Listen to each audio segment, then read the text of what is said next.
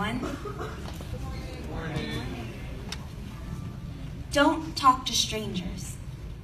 Look both ways before crossing the street. Always be aware of your surroundings. All of these are precautions that parents tell their kids while growing up. Why? Because they don't want their children to be in dangerous situations that'll make them miss out on life. Now, we have to add drinking and driving. Every 16 to 17-year-old has a dream college that they want to get to. They have a career in mind, a lifelong dream that they want to achieve. But for those who make the mistake of drinking and driving can delay their success. How? By drinking and driving, teens can miss out on so many opportunities that could change their lives. But yet, they don't care. Teens have the mentality that they're smart and invincible. They think drinking and driving is acceptable, but it's actually reckless and irresponsible. They think they are more mature than they actually are, that they can handle anything, that they won't be affected. But 1,645,000 teens drink and drive every year. To discourage underage drinking and driving, we need to change how teens perceive drinking and driving, from being acceptable to not being an option. Teenage drunk driving kills 8 teenagers every day. Not only that, but 292,000 teens are sent to the emergency room every year due to drinking and driving accidents. Now the question on everyone's mind is, how can we prevent this issue from escalating even further? We came up with a marketing campaign that reaches out to our primary target, 16 to 17-year-olds, with the goal of changing how they think about drinking and driving, therefore changing how they act. The overall mission of our campaign is to convince teens not to let one decision define them. To convey this to the target audience, we have come up with the hashtag #ICouldHaveBeen. It is an open-ended statement to the public, allowing teens to fill in what they could have been if they weren't involved in a drinking and driving incident. Our first marketing strategy involves Snapchat.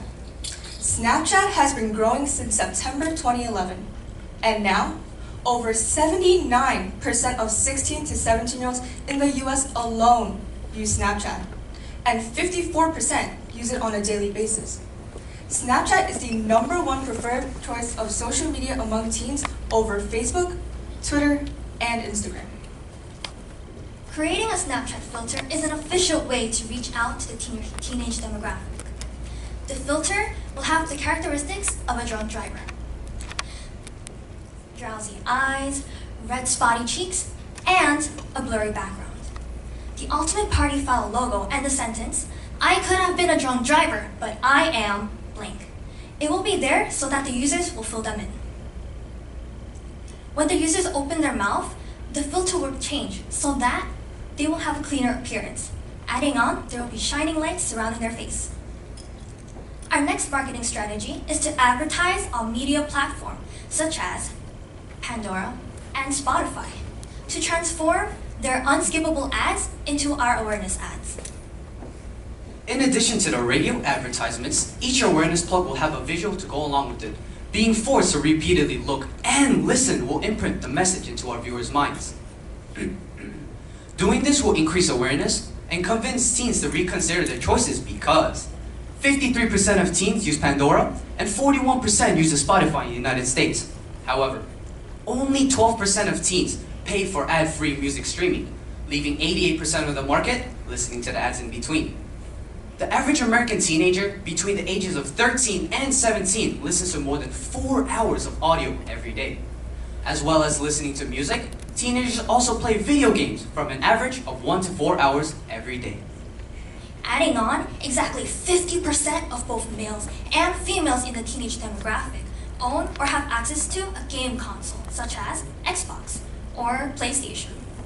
To reach our audience better, we will launch a virtual reality game on Microsoft's Xbox and PlayStation. They think that they're just playing a game, but we are really raising awareness. Using their headsets, players will be immersed into the game environment. The game will consist of the player trying to drive home while intoxicated. The sensitivity level of the game will be set so high that players will have a difficult time winning. So it will be a challenge played over and over again. Let's take a look at our demo.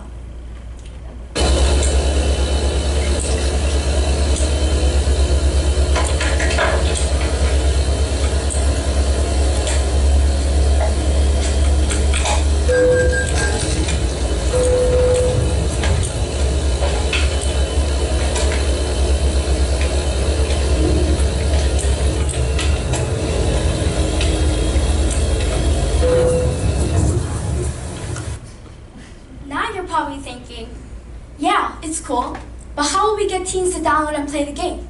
We can answer that question with one word. Incentives. Giving incentives will attract teens to try out the drunk driving simulation game. We will be offering rewards such as gift cards, SAT, ACT prep from Kaplan Academy, and small corporate sponsored scholarships.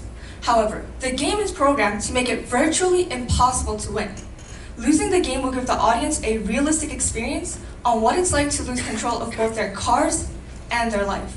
However, reaching out to teens on their platforms isn't the only strategy. That's why we decided to target the source.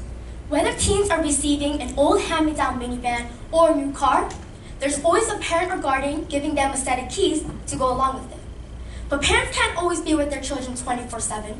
So we've come up with a marketing strategy that enables parents to influence their teens to rethink before getting behind the wheel. Car keys with designs relating to the teens' future goals will serve as a motivational reminder to stay on the right track. Customized keys will be made and given to parents to partner with car companies such as Honda and Ford. The Honda Civic and the Ford Focus are the two most popular cars that teens drive. Not only do the parents and the teens benefit through this, but the car companies will be recognized for their initiatives and become a more trusting brand amongst parents. To physically demonstrate the dangers of drinking and driving, we will team up with local high schools, police and fire departments, and the International Stunt Association to create the hashtag I Could Have Been at college fairs.